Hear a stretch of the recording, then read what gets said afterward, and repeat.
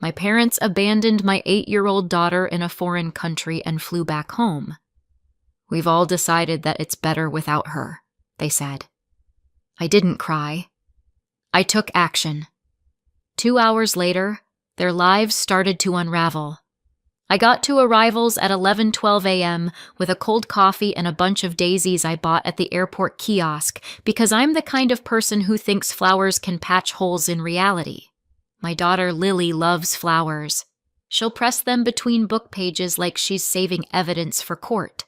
Lily doesn't have a phone. Lily is 8. Lily still forgets to zip her backpack all the way and then acts surprised when pencils fall out like confetti, which is why I was standing there scanning faces like a security camera, waiting for a small body to come barreling toward me, waiting for the hug that knocks the wind out of my lungs. 3 days in Dubai. A treat, Mom had called it. Luxury. She said it like it meant she'd leveled up as a grandparent. It was Mom and Dad, my sister Ashley and her husband Matt, and their children Paige and Ethan, and Lily. Cousins trip. Grandparents trip. Family photos, beaches, hotel lobbies. Lauren, stay home. You need rest. You work too much. I'd believed them. Not because they'd earned it, but because Lily was excited and I wanted to be the mom who says yes to something big. So I'd signed a travel consent letter. 3 days. Specific dates. Return on Tuesday. I took a photo of it on my phone because my life is held together by screenshots and just in case. The doors opened. The crowd poured out. A woman squealed and jumped into someone's arms. A man juggled 2 suitcases and a toddler like it was normal. Someone dropped a stuffed bunny and 3 strangers reacted like it was a falling baby. Then I saw my family. Mom first, Dad beside her, Ashley behind them, sunglasses on her head like a crown, Matt pulling a carry-on, Paige and Ethan dragging their little rolling suitcases. They were smiling. They looked refreshed, cheery, like they'd just had a nice break from being themselves. I smiled back automatically because my face didn't know what else to do. And then my brain counted. 1, 2, 3, 4 adults, 2 kids, and a lily-shaped absence so loud it made the terminal feel quiet.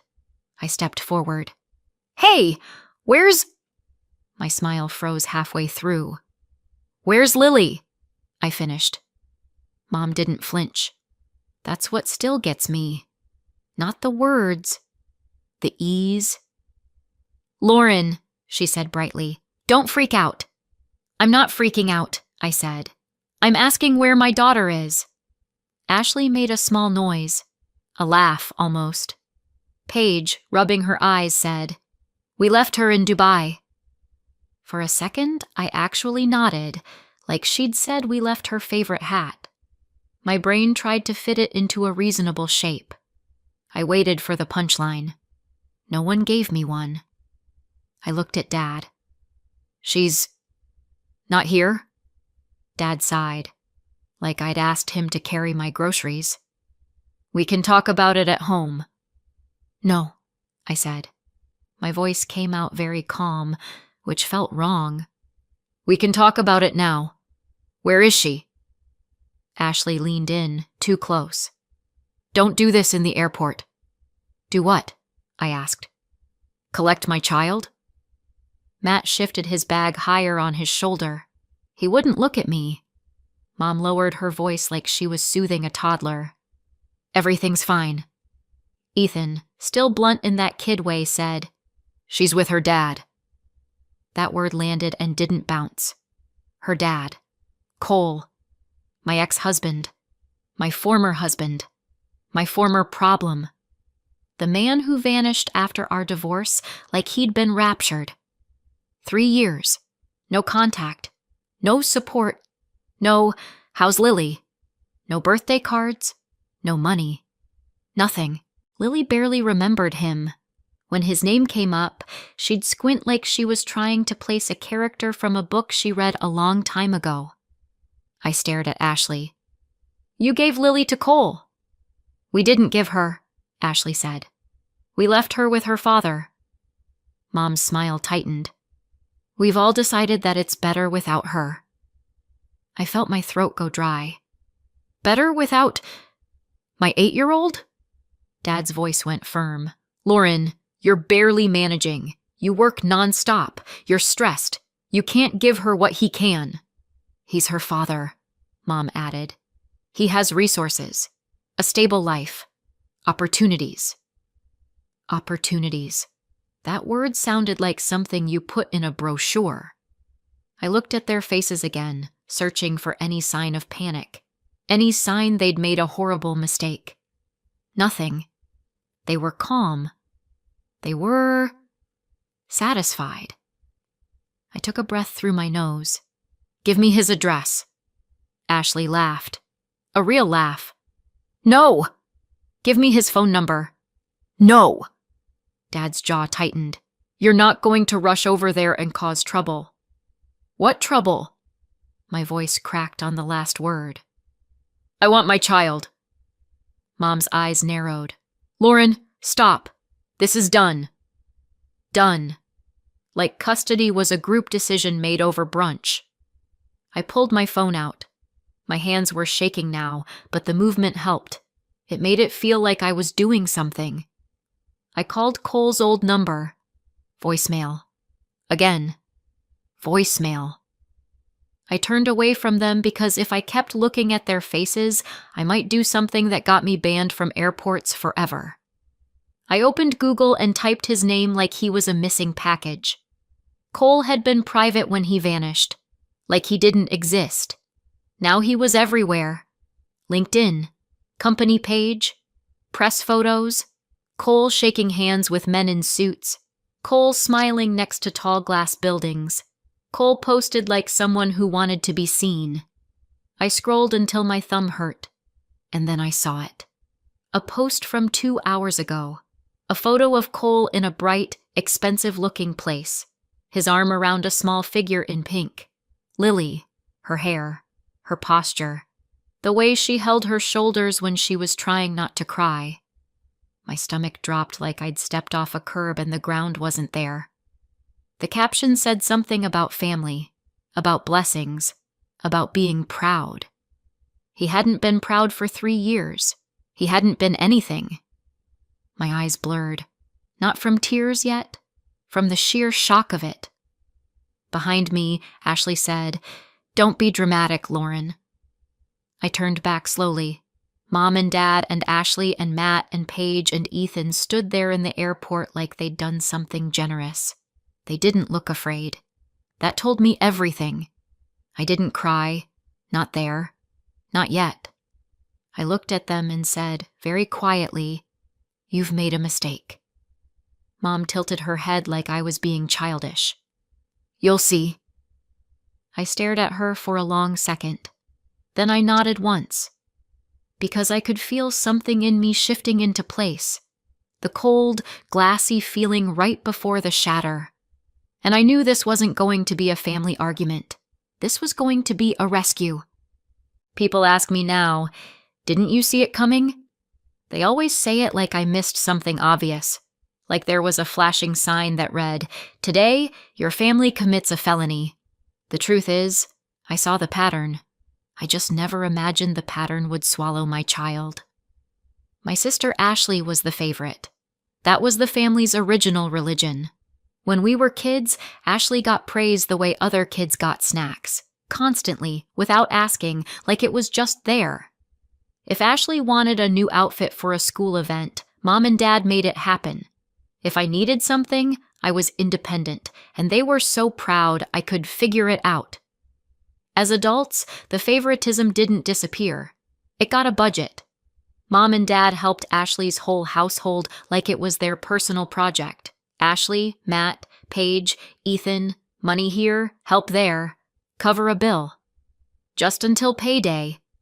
Pay for sports fees, pay for a family weekend, pay for flights, pay for vacations. They traveled with Ashley's family too. Real trips. The kind with matching family photos and resort bracelets. Me and Lily weren't part of those trips. Not in a dramatic, "you're not invited" way. In a quiet, We forgot to include you whey, the kind you're supposed to swallow without making anyone uncomfortable. And I did swallow it, for a long time. Because I wanted Lily to have grandparents, and because there's a special kind of exhaustion that comes from arguing with people who insist you're the problem. Then there was Cole. I've learned people like simple villains. They like the story where he was awful from day one and I escaped like a hero. It wasn't like that. Cole could be charming. That was his skill. He could walk into a room and make people feel chosen. He did it to my parents. He did it to strangers. He did it to Lily too, in short bursts. When Lily was little, he'd scoop her up and act like Father of the Year for an hour. He'd make pancakes. He'd play games. He'd take photos. Then the hour would end, and he'd disappear into his phone. Emails, calls, work. He wasn't cruel. He was absent in a way that makes you question whether you're asking for too much. We separated when Lily was around 4. That year before the divorce was a mess. He was inconsistent then, showed up sometimes, vanished sometimes, enough to confuse Lily. She'd ask, "When is Daddy coming?" And I'd say, "Soon," because I didn't know what else to do with a 4-year-old's hope. The divorce was finalized when she was 5, and after that, Cole vanished completely. No every other weekend, no holiday schedule, no calls, no visits, no support. 3 years. Lily stopped asking eventually, not because she didn't feel it, but because kids adapt when adults don't. By 8, Cole wasn't a presence. He was a name. Meanwhile, I was a teacher. Middle school. The age where kids are old enough to say something devastating and young enough to not even know it was a weapon. I love my job. I do, but teaching as a single mom is basically a permanent state of triage. Paycheck to paycheck. Bills, groceries, shoes that somehow always need replacing. The endless math of what can wait until next month. I couldn't afford big trips. I couldn't afford fancy. I couldn't afford a lawyer to hunt down a man who didn't want to be found. And then Mom and Dad announced Dubai. They said it casually, like they were going to the mall. I remember thinking, that's not their usual. They normally did budget trips, deals, packages. "We found a great price." That was their favorite sentence. Dubai didn't sound like a great price. Dubai sounded like someone else paid. But I didn't accuse them. Because if you accuse Mom of something, she becomes a wounded saint. Then they invited Lily. Not me. Just Lily. It was rare. That's the point. They didn't usually do things for Lily. Not big things. Not the way they did for Paige and Ethan. So when they said they wanted Lily to come, part of me wanted to believe it meant something. Maybe they were trying. Maybe they'd noticed the imbalance and felt guilty. Maybe this was their attempt to be better grandparents. Also, Lily was excited. Dubai sounded magical. Tall buildings, pools, desert, fancy breakfast buffets, and I couldn't give her that. So I said yes. I signed the travel consent letter for 3 days. I took a photo. I packed her little suitcase. I wrote her name on everything like it was summer camp. During the trip, I tried to call, not constantly, just enough to hear her voice. Every time someone answered with an excuse. She's swimming. She's eating. She's tired. She's having fun. Ashley sent photos. Lily holding an ice cream. Lily smiling in a hotel lobby. Lily next to Paige and Ethan with matching sunglasses. Everyone looked cheerful. So I told myself it was fine. Because I'm a mother, not a detective. And that's how I ended up at the airport with daisies and coffee, smiling at my family. Until I realized the only person I cared about wasn't with them. Dubai hadn't been a gift. Dubai had been a handoff. I tried again. Not the dramatic way. Not the give me my child right now way that makes people back away like you're contagious. The practical way. Just tell me where, I said, low enough that Paige and Ethan wouldn't hear. An address. A phone number. Anything. Mom's smile stayed glued on like a bad sticker. Dad's eyes went flat. Ashley's mouth twitched like she was enjoying this. And that's when I stopped wasting breath. Because you can't negotiate with people who think they're doing you a favor. So I did the one thing my family hates most. I brought in witnesses. Airport police wasn't a dramatic choice. It was the only one that made sense. We were still there. Still under fluorescent lights, still surrounded by cameras and uniforms and rules. I had my phone. I had the photo of the 3-day travel consent. I had my custody paperwork saved as PDFs because being a single mom teaches you to keep receipts like survival rations. I found an officer and said, "My child was taken internationally and wasn't returned." That sentence changes the temperature of a room. The officer's face shifted. His posture got sharper. He asked for Lily's name, age, the destination, who traveled, and what the agreement was. I didn't give him a monologue. I gave him dates. 3 days. Return today. Child not here. Then I handed him my screen, the consent letter, the custody order, the photo I took the day I signed it. He looked once, then said, "Stay here." My family must have thought the officer would shrug and send me home. Instead, 2 more officers walked over to Mom and Dad, Ashley and Matt. Questions started. Voices rose. Ashley tried to laugh it off, big, offended laughter. Mom went straight for wounded grandmother mode. "We were trying to help. She's overreacting." Dad kept saying, "This is family business." The officers didn't care. They weren't there for family dynamics. They were there because a child didn't come home. I sat on a plastic chair with my phone in my lap. My knee bounced like it had a motor. I watched Mom's hands flutter as she spoke. I watched Ashley point at me like I was the criminal. I watched Matt stay just behind her shoulder, quiet, letting her take the heat. And I waited for the part where someone said something that couldn't be smoothed over. It didn't take long. An officer came back to me and asked, "Do you know if they booked a return ticket for the child?" My stomach tightened. "She had a return flight. Same as them. That's what they told me.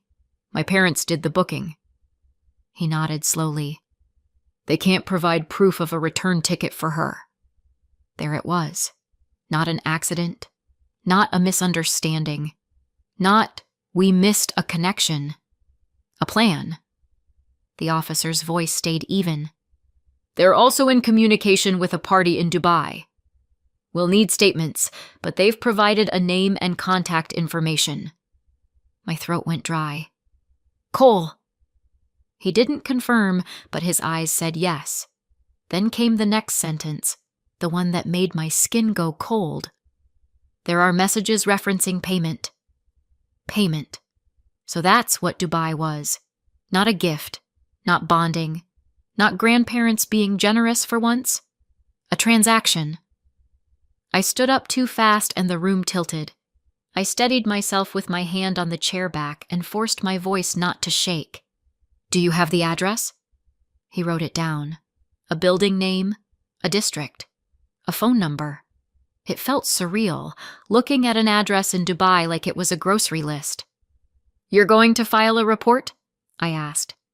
"Yes," he said. "We'll take your full statement. You'll get a case number." I nodded. "I need to get there." He didn't tell me not to. He just looked at me with the expression people use when they want to say this is going to be hard, but they know you're going anyway. While officers continued questioning my family, I stepped aside and called the number. It rang twice. Then his voice, smooth, controlled, like this was an inconvenience in his day. "Lauren." No surprise. No confusion. Just my name. "Put Lily on," I said. Pause. "She's busy," he replied. "She's 8, I said, each word clipped. "She's not busy. Put her on." Another pause. Then his tone softened, performatively. "She's adjusting. This is a big change." I stared at a wall advertising holiday travel packages. You mean the change where you take a child who hasn't seen you in years and drop her into your life like she's luggage. She's my daughter, he said calmly. This isn't theft. This is reunification. I could hear my heartbeat in my ears. I have sole legal custody. That's American paperwork, he said. I swallowed. Why now, Cole? A beat. Then he said, too smoothly, because I can provide a better life. Opportunities. Stability. You've been struggling. There it was again. That word. Opportunities.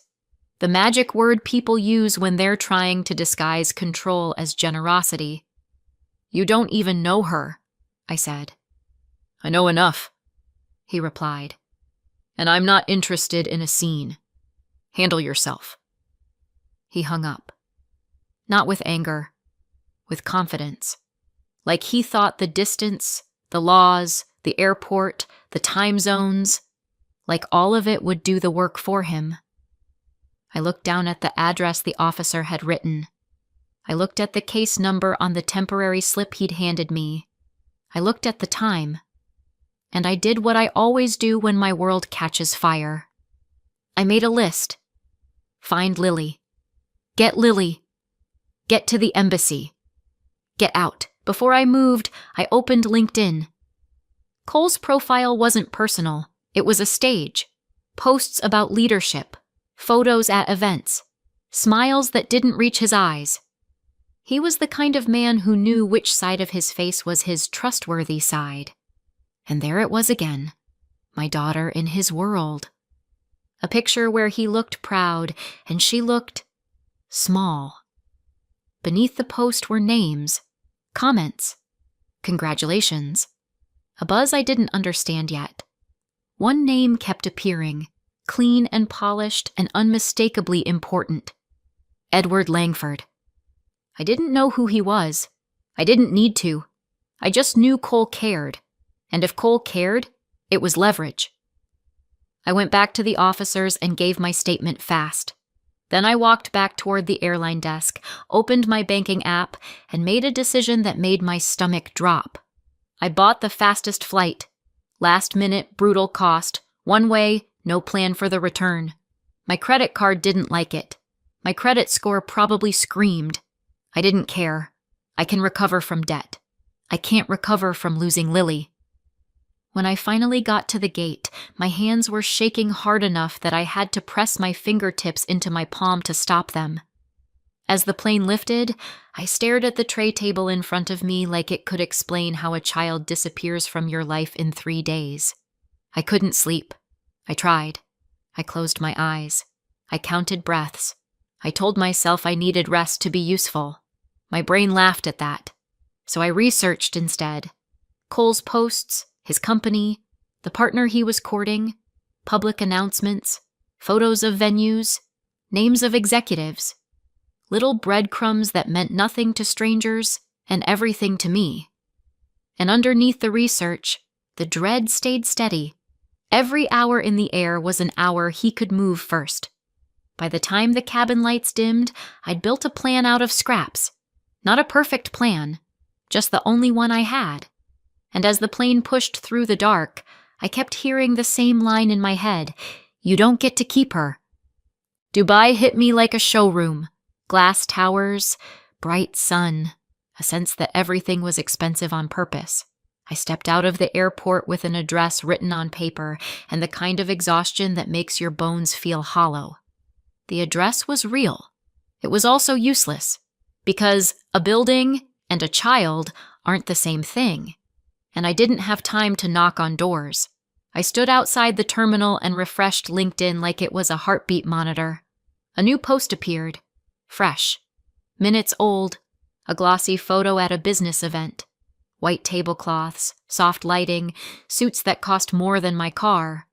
Cole smiling too hard like he was selling himself. And there, in the corner of the photo, half turned away, Lily, in a dress I recognized. One I'd bought for a school ceremony. She looked stiff, like she'd been told to stand still and stop making faces. The post had a location tag, a venue name. I read it twice. Then I got into a taxi and said it. The driver nodded and pulled into traffic like I'd asked for a grocery store, not the place my child was being paraded. When we arrived, the venue looked like money had built it and money was guarding it. Security at the entrance. A guest list energy. People moving with purpose. I stepped out and immediately understood. I wasn't getting inside. I was still in the same clothes I'd worn to the airport to pick Lily up. Nothing fancy, nothing guest list. My hair was a mess. My face looked like it had been through 12 time zones and 0 sleep. Security glanced at me and his expression said politely, "No." I didn't argue. I didn't beg. Not because I couldn't, but because I knew what would happen if I became a problem. Problems get removed. So I got back into the taxi and stared through the window. I could see the revolving doors, staff moving, guests laughing, the world continuing. And I had to get into that world without actually going in the front door. So I opened LinkedIn again. I made a public post. Not a spiral, not a novel, just a clean statement that anyone serious would understand. My name, Lily's name, sole legal custody, 3-day travel consent, child not returned, police report filed. I tagged Cole's company. I tagged the people he was trying to impress, including Edward Langford. And then, because this is the year we live in, I hit publish and immediately tried to message them. LinkedIn blocked me. A cheerful pop-up appeared. You can't message this person because you're not connected. I blinked at it like it was a joke. Then I saw the little suggestion underneath. Upgrade to premium. My daughter was inside that building and LinkedIn wanted my credit card. Fine. I upgraded right there in the taxi, my hands shaking so badly I typed my card number wrong twice. Premium activated. And then I sent private messages like my life depended on it, because it did. To Edward Langford first. Then anyone else tagged. Then anyone with a title that looked like they had authority.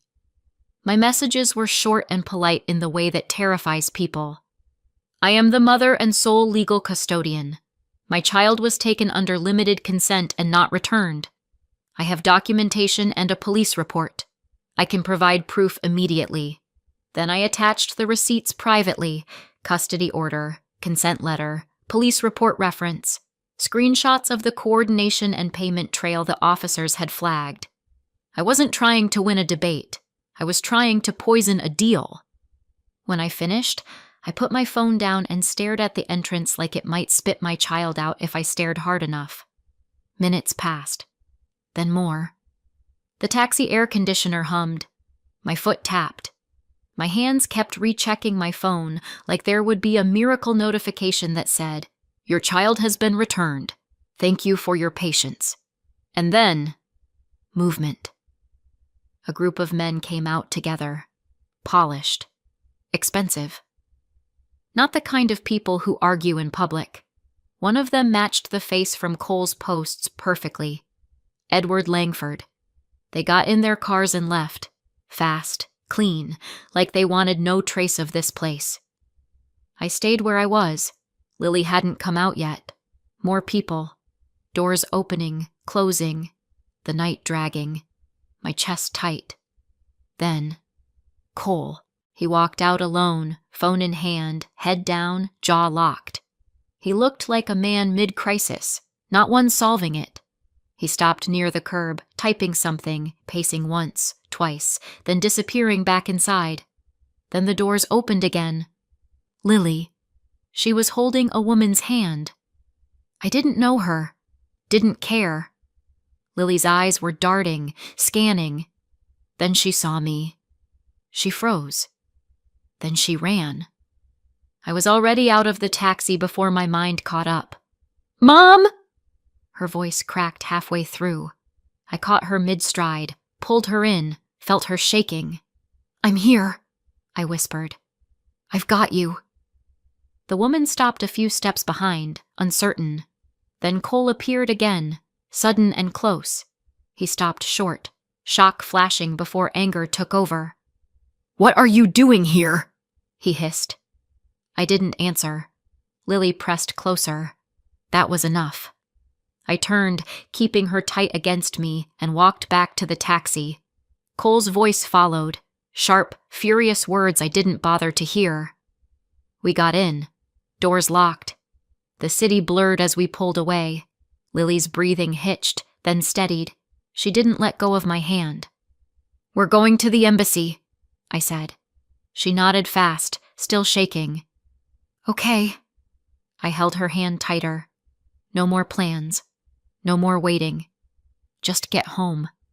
I won't bore you with the embassy part.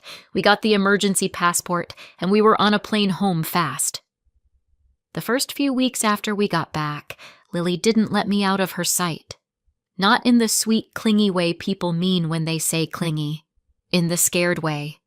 If I went to the bathroom and closed the door, she hovered outside it. If I took the trash out, she stood at the window watching, face tense, like she was waiting for me to vanish. At night, she woke up whispering, "You're still here, right?" And I would put my hand on her back and say, over and over, "I'm here.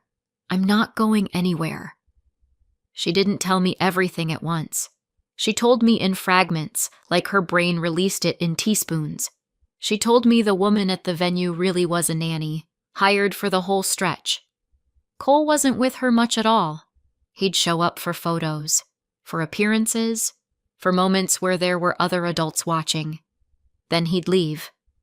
Lily told me she cried a lot. Quiet crying. The kind you do when you're trying not to get in trouble for being upset. And she told me the part that turned my stomach cold. She was coached. If anyone asked, she was supposed to smile and say, "I want to be with Daddy." She was supposed to say, "I'm so happy here." She was supposed to say, "Daddy was amazing." She practiced it like lines for a play she didn't want to be in. 6 months later, she's healing. She's still cautious, but she laughs again. Real laughs. She sleeps better. She trusts the world in small steps. Sometimes she still checks where I am, quietly, like she's making sure reality hasn't shifted again. As for Mom and Dad, Ashley and Matt, they took plea deals for interference with custody. The numbers looked neat on paper. The consequences didn't feel neat, but they were real. 14 months probation, 184 hours community service, $2,975 in fines and fees each. Court ordered no contact with Lily. Cole realized the evidence packet was lethal. My sole custody order, the 3-day consent letter, the paid handoff, the digital trail. And he couldn't risk it escalating into criminal exposure. He also couldn't risk trouble every time he entered the U.S., because he travels back regularly. So he went for a deal. Total settlement, $401,263, broken down exactly as $43,761 in child support arrears, plus statutory interest, $342,508 lump sum civil settlement, global resolution, $14,994 for my legal costs contribution, ongoing support, $2,147 per month paid automatically through formal enforcement. No direct contact. My money panic stopped. Not because I got lucky, because I stopped being polite about people who hurt us. I didn't win by begging. I won by refusing to be powerless again. So what do you think? Did I go too far or not far enough? Let me know in the comments. And don't forget to subscribe for more.